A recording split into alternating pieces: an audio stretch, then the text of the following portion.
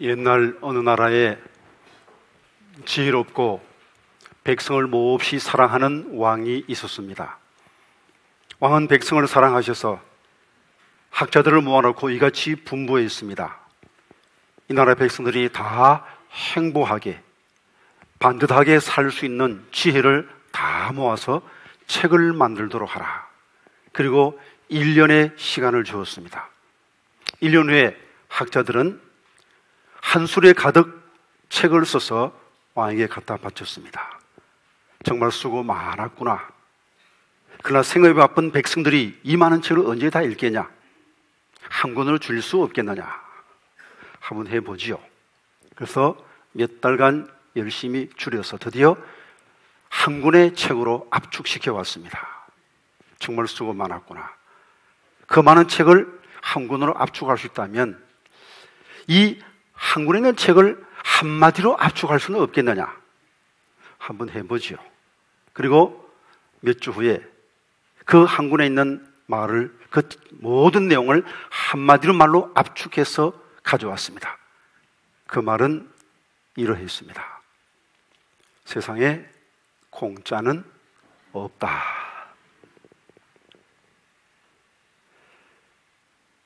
세상에 공짜는 없다는 이 단순한 지혜가 없어서 얼마나 많은 사람들이 어려움을 겪고 있습니까? 공짜 바라서 많은 사람이 사기꾼에게 걸려 넘어갑니다. 공짜 좋아하는 사람이 투기하죠. 공짜 좋아하는 사람이 심지 않고 거두려 하다가 어려움을 겪는 경우가 얼마나 많이 있습니까? 여러분은 어떠한가요? 공짜 안 바라시나요? 심지 않고 거두기를 원하는 어리석은 범하지 않고 있나요?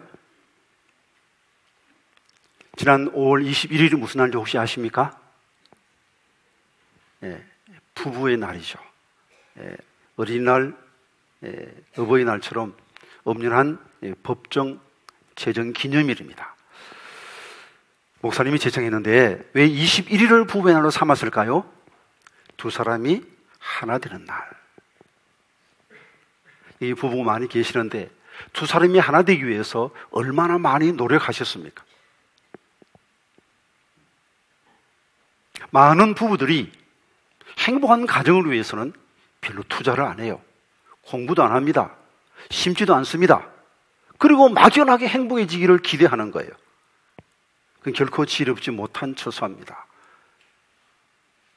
베드로전서 보면 베드로가 남편들에게 이같이 권면합니다. 남편들아, 이와 같이 지식을 따라 너희 아내와 동거해라. 지식을 따라. 무슨 말입니까? 공부 좀 해라는 거예요. 행복한 가정 이룩하기 위해서 공부해야 됩니다. 오늘 하나님의 말씀을 따라서 어떻게 하면 행복한 부부가 될 수 있는가? 우리 공부 좀 하십시다. 내용이 조금 어려울 수도 있어요. 정신 바짝 차리고 말씀을 한번 들어보십시다. 행복한 부부가 되기 위해서는 먼저 내가 누구인가, 인간 존재의 의미를 바로 알아야 됩니다. 인간은 단순한 피조물로 지어지지 않았습니다. 에덴 동산에서 아담 하와가 타락하지 않고 거기서 영원히 행복하게 사는 것이 하나님의 원 목적이었겠습니까? 아닙니다. 하나님은 타락할 것 아시고 그리고도 자유를 주셨습니다. 그리고 십자가를 통해서, 예수 그리스도의 십자가를 통해서 다시 창조하시고, 이게 거듭나는 것이죠. 그리고 부활의 몸으로 이 땅이 아닌 천국에서 주님과 함께 영원히 사는 것이 인간을 만드신 원 의도입니다. 에베소 1장 3절 이하의 말씀 같이 봅니다.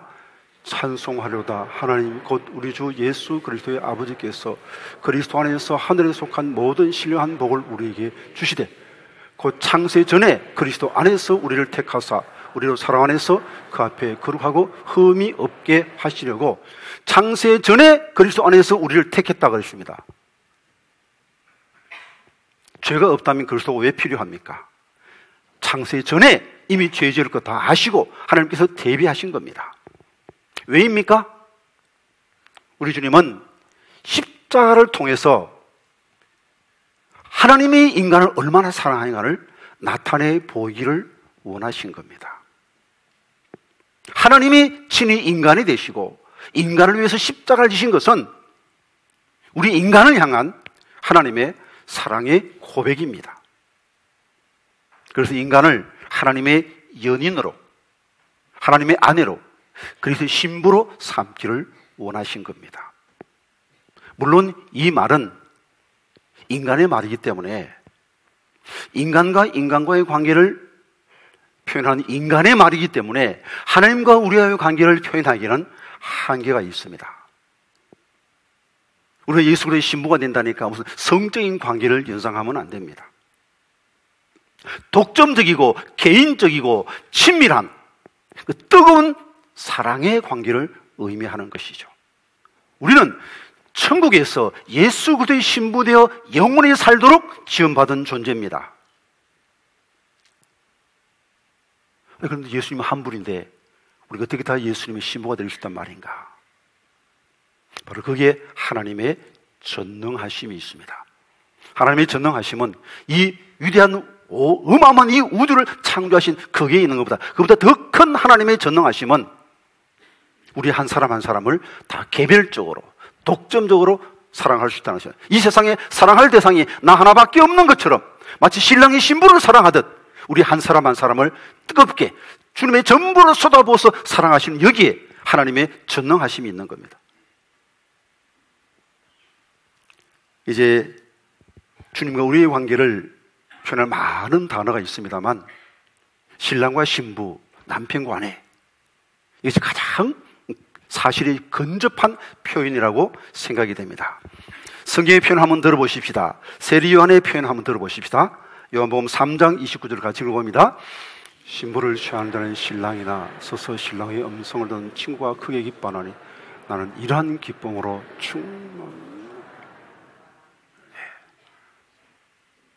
세리는 자신을 신랑의 친구로, 예수님을 신부로, 예수님을 신랑으로, 우리를 신부로 표현하고 있습니다.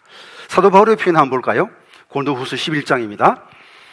내가 하나님의 열심으로 너희를 위하여 열심을 내노니 내가 너희를 정결한 처녀로 한 남편인 그리스도께 드리려고 중매함이로다. 그러나 나는 뱀이 그 관계로 하와를 미혹한 것 같이 너희 마음이 그리스도를 향하는 진실함과 깨끗함에서 떠나 부패할까 두려워하노라. 전도하는 사도 바울 자신은 중매자로, 예수님은 신랑으로, 우리는 처녀로 묘사하고 있는 거죠. 이제 전도받아 우리가 예수님을 나의 주님으로 영접하는 것은 바로 예수님의 신부되기로 결정하는 것이라는 것입니다. 주님께서 십자가에서 우리에게 사랑 고백을 하죠. 내가 너를 이만큼 사랑한다, 죽도록 사랑한다. 그 사랑의 고백을 받고 우리 모두가 주님, 저도 주님을 사랑합니다, 저도 죽도록 주님만을 사랑하겠습니다 결단한 것이 바로 그리스도인인 것입니다. 이제 이 그리스도인의 이 사랑에 대해서, 주님과의 사랑에 대해서 오늘 성경 본문은 아주 정확하게 남편과 아내의 관계로 묘사하고 있습니다. 본문 31절에서 33절까지 같이 읽어봅니다. 그러므로 사람이 부모를 떠나 그의 아내와 합하여 그 둘이 한 육체가 될지니 이 비밀이 크도다. 나는 그리스도와 교회에 대하여 말하노라. 그러나 너희도 각각 자기 아내 사랑하기를 자신같이 하고 아내도 자기 남편을 존경하라. 부부간에 남편 아내 간에 어떻게 살아갈 것인가를 말씀하면서 바울은 말합니다. 나는 그리스도와 교회에 대해서 말한다. 바로 예수님과 우리의 관계가 남편과 아내의 관계와 같다는 것이죠. 그러므로 남편과 아내의 관계는 주님과 우리의 관계를 연습하는 과정이 될 수 있습니다.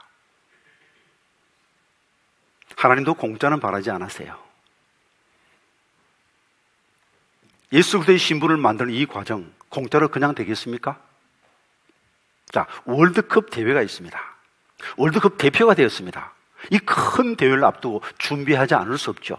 열심히 최선을 다해서 훈련을 합니다. 그러다가 이제 훈련이 막바지에 도달할 때 하는 것이 평가전을 합니다. 특별히 국가 대표끼리 소위 말하는 A매치, 양쪽 국가 대표끼리 하는 평가전은 굉장히 중요한 의미가 있는 거죠. 타이틀이 걸리지 않았지만 국가 대항전이기 때문에 꼭 이기면 좋지요. 무슨 월드컵 시합 아니어도 일본과 평가전을 한다 그러면 꼭 이겨야 되겠죠. 국가의 자존심이 걸려 있잖아요. 그것처럼 A매치 평가전은 그 자체가 또 하나의 목적이 될 수 있습니다. 물론 월드컵은 더 큰 시합을 위한 준비도 되지만 그 자체도 중요한 시합인 겁니다. 그냥 자기 한편에서 A팀, B팀 나눠서 상원을 하고 A매치로 시합하는 건 또 다르단 말이에요. 그러므로 우리가 이 땅에서 부부 관계를 갖는다는 것은 주님과의 관계를 갖는 데 결정적인 역할을 합니다. 평가전에서 쌓은 그 실력, 그 전술, 팀워크가 본 시합에서 그대로 발휘되는 겁니다. 평가전을 엉망으로 했는데 시합에 잘 뛰었다. 그런 부분은 없어요. 그러므로 좋은 평가전 잘하기 위해서 잘 훈련받고 그리고 본 시합에서 잘 뛸 수 있는 겁니다. 무슨 말입니까? 부부 관계는 엉망으로 하고 이 땅에서 남편 아내 관계는 엉망으로 하고 좋은 예수님의 신부 될 수 있다. 그럴 수가 없다는 거예요. 그래서 부부 관계는 주님과 우리와의 관계를 더 아름다운 사랑의 관계로 만들기 위한 훈련 과정이다. A매치 국가 평가전과 같다는 겁니다. 다른 모든 연습보다도 A매치 평가전이 중요하듯이 다른 모든 인간관계보다도 중요한 것이 남편과 아내의 관계입니다. 그러나 가장 중요한 건 아니에요. 가장 중요한 건 바로 주님과 나와의 관계이죠. 자, 그럼 이제 우리가 주님과의 좋은 관계를 위해서 먼저 이 땅에서 남편과 아내가 좋은 관계를 맺어야 되겠습니다. 그러하기 위해서는 훈련을 받아야 됩니다. 공짜는 없어요. 세 가지 훈련을 받아야 됩니다. 결혼의 목적은 무엇입니까? 결혼의 의미는 무엇입니까? 둘이 하나 되는 거예요. 이 창세기에 보이는 둘이 한 육체가 될지니라. 남편과 아내가 하나 되는 겁니다. 그 과정의 훈련을 통해서 예수 그리스도와 하나 되는 거예요. 그것이 우리의 훈련의 목표입니다. 첫 번째로는 시간 사용의 훈련을 해야 됩니다. 보면 15절에서 17절까지 말씀 같이 읽어봅니다. 그러나 너희가 어떻게 행할지를 자세히 주의하여 지혜 없는 자와 같이 하지 말고 오직 지혜 있는 자와 같이 하여 세월 아끼라. 때가 악하니라. 그러므로 어리석은 자가 되지 오직 주의 뜻이 무엇인가 이해하라. 중요한 것과 더 중요한 것 있으면 더 중요한 것을 선택해야 됩니다. 더 중요한 것과 가장 중요한 것 있으면 가장 중요한 것을 선택해야 되는 겁니다. 부부의 하나됨을 이루는 이것을 만약 나무로 비유한다면 나무가 잘 자라기 위해서 많은 것 필요하겠습니다만 제일 중요한 것은 충분한 물이 있어야 됩니다. 물을 제대로 안 주면 나무가 자랄 수 없는 거예요. 아무리 땅이 비옥해도 아무리 햇빛이 쨍쨍해도 물이 부족하면 나무가 제대로 자랄 수가 없어요. 부부가 하나됨을 이루기 위해서는 함께하는 시간이 충분해야 됩니다. 그런데 안타깝게도 이 현대 문명은 부부가 함께 있어준 시간을 자꾸 뺐습니다. 남편대로 아내대로 돈벌이에 바쁘고 취미생활에 바쁘고 자식에게 뺏기고 친구의 시간 뺏기고 정작 가장 중요한 남편과 아내가 함께 대화하고 함께 사랑하는 그 시간은 잘 내지 못한다는 겁니다. 이것은 지극히 지혜롭지 못한 처소입니다. 이제는 훈련 받아야 됩니다. 어떤 부부도 영원히 함께 살 수 없습니다. 천국 가서는 남편과 아내로 사는 것이 아닙니다. 천국 가서 우리 모두는 그리스도의 신부로 살아가는 것입니다. 그러므로 부부로 함께 살아갈 수 있는 기간은 이 땅에 있을 때뿐입니다. 마음껏 사랑하고 행복을 즐기십시오. 그리고 그 둘의 하나됨의 기쁨 속에서 예수 그리스도의 하나됨을 사모하십시오. 그것이 우리가 이 땅에서 해야 할 훈련입니다. 두 번째로는 피차 복종하는 복종의 훈련을 해야 됩니다. 20절에서 24절 말씀을 같이 읽어봅니다. 범사의 우리 주 예수 그리스도의 이름으로 항상 아버지 하나님께 감사하며 그리스도를 경외함으로 피차 복종하라. 아내들이여 자기 남편에게 복종하기를 주께 하듯 하라. 이는 남편이 아내의 머리됨이 그리스도께서 교회의 머리됨과 같음이니 그가 바로 몸의 구주시니라. 그러므로 교회가 그리스도에게 하듯 아내들도 범사에 자기 남편에게 복종할지니라. 아내에게 남편에게 복종할 것을 명령하고 또한 그 위에는 그리스도를 경외함으로 피차 복종하라 그렇게 말하고 있습니다. 사람은 누구나 자기 의견이 있습니다. 그리고 자기 의견이 옳다고 생각하는, 본능적으로 그렇게 생각하는 경향이 있습니다. 그러므로 내 생각과 상대방의 뜻이 다를 때 내 뜻을 꺾고 상대방에게 복종한다는 것은 참 어렵습니다. 그러나 언제 가능할까요? 상대방이 나보다 지혜롭다는 것을 인정할 때, 상대방이 나를 진심으로 사랑한다는 것을 믿을 수 있을 때 복종할 수 있는 겁니다. 예수님께서 복종의 본을 보여주셨습니다. 십자가를 앞에 두고 할 수만 있으면 이 잔을 내게서 옮겨주시며 기도했습니다만 그러나 내 뜻대로 마시고 아버지의 뜻대로 되기를 원합니다. 하나님이 더 지혜로우심을 인정했기 때문이죠. 그리고 베드로가 칼을 꽂을 때 칼을 칼집에 꽂아라. 아버지께서 주신 잔을 내가 마시지 않겠느냐. 예수님은 십자가를 아버지 하나님께서 주신 잔이라고 고백한 겁니다. 상대방의 사랑을 믿을 수 있을 때 우리 상대방에게 기꺼이 복종할 수 있는 것입니다. 그리스도를 경외함으로 피차 복종하라. 상대방의 지혜를 믿고 상대방의 사랑을 믿고 피차 복종하는 것이 주님께 복종하는 방법입니다.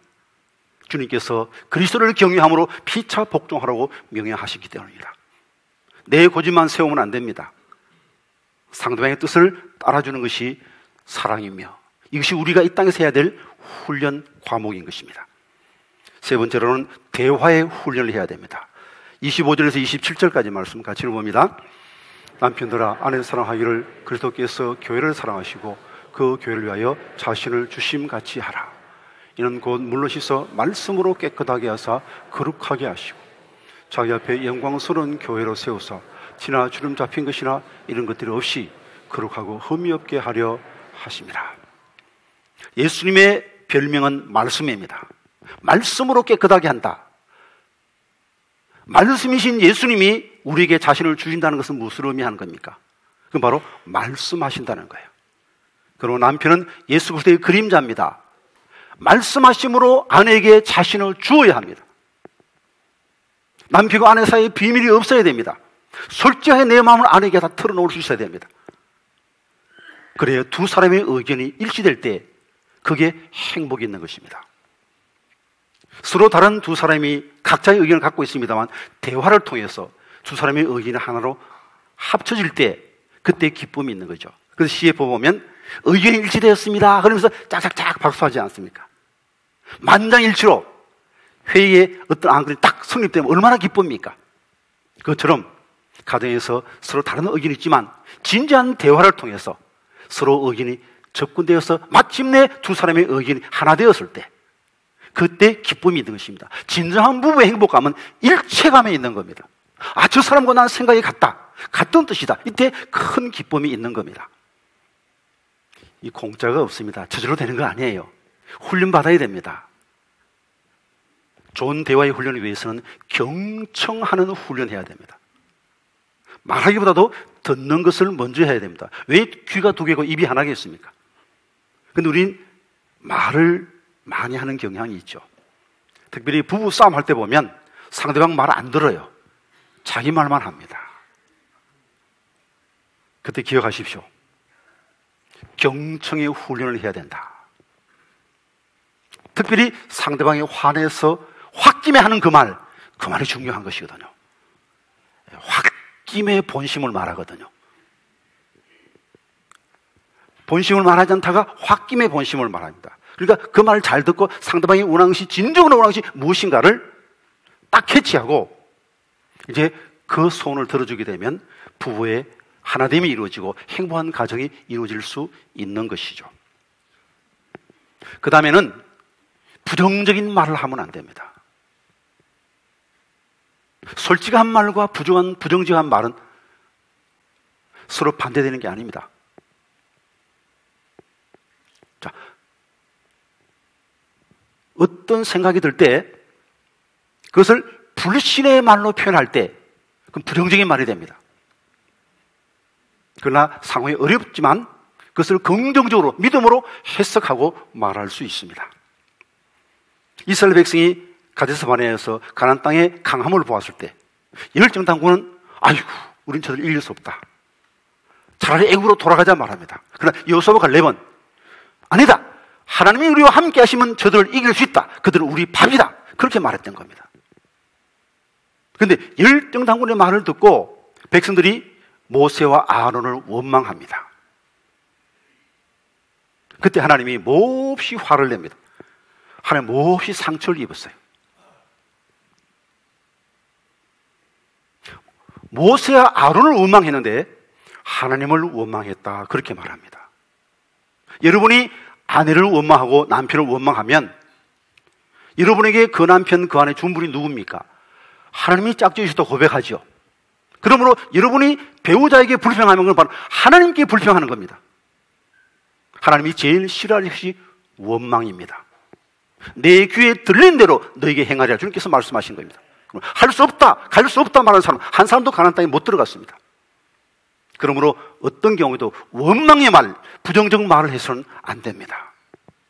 말은 생각보다 생명력이 끈질깁니다. 한 번 한 말 주워 담을 수 없고 그 말은 생명이 길어서 무덤까지 갑니다. 상대방이 한 서운한 말 언제까지 기억하던가요? 부부싸움 하다 보면 20년, 30년 이야기 다 기억하고 있습니다. 안 사라져요. 함부로 말하지 마십시오. 조심하셔야 됩니다. 그래서 우리가 해서는 안 될 말이 있습니다. 당신 때문에 절대로 이 말을 해서는 안 됩니다. 우리 해야 될 말은 당신 덕분에. 문제에 어려움이 있습니다. 그러나 당신이 내게 떼있기 때문에 당신 덕분에 나는 이 어려움을 이겨나갈 수 있어. 한 걸음 더 나아가서 하나님이 계시잖아. 하나님 덕분에 이것까지 합력하여 선을 이룰 거야. 이 문제는 우리 밥이다. 담대히 믿음으로 고백하면 하나님이 내 귀에 들린 대로 내가 너의 행하리라. 그 문제를 해결해 주시고 가나안 땅을 정복하게 하시고 그 땅을 복의 땅으로 우리에게 허락해 주시는 겁니다. 어떤 가정이든지 문제 없는 가정 없습니다. 문제는 무엇입니까? 우리의 밥입니다. 함께 기도하라고, 함께 부부가 손잡고 맞잡고 기도하라고 문제를 주신 겁니다. 부정적으로 표현하지 마십시오. 따라합시다. 당신 덕분에 나는 행복합니다. 하나님 덕분에 모든 것이 합력하여 선을 이룰 것입니다. 그러나 문제는 우리의 밥입니다. 하나님 문제 주셔서 감사합니다.